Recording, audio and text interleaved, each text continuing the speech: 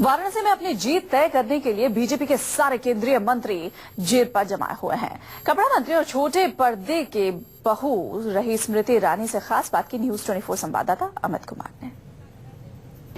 हमारे साथ है केंद्रीय मंत्री स्मृति ईरानी। स्मृति ईरानी जी, बनारस में प्रेस कॉन्फ्रेंस भी किया। सबसे बड़ी बात की कल एक बहुत बड़ा शो होने वाला है। एक तरफ प्रधानमंत्री मोदी भी होंगे और राहुल अखिलेश भी रोड शो कर रहे होंगे बनारस में। किस तरह से देख रहे हैं आप इसको?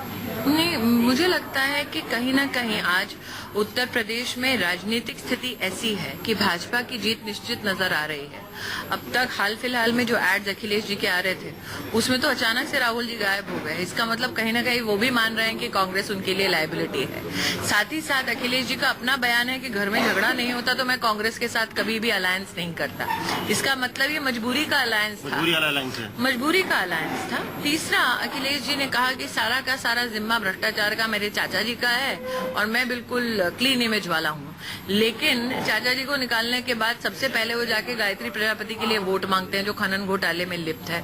तो कहीं ना कहीं ये दोगलापन जनता के समक्ष प्रस्तुत हो ही चुका है।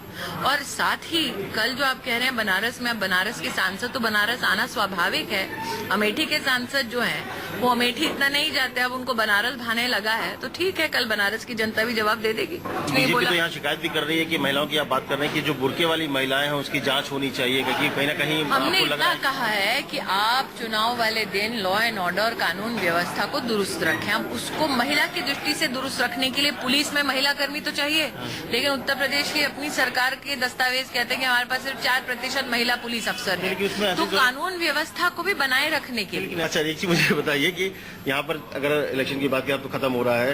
हालांकि 4 चेहरे जो यहाँ पे लगाए गए थे उसमें आप नहीं है, लेकिन सबसे ज्यादा प्रचार भी आपने की, खूब धूम धड़ाके से प्रचार किया।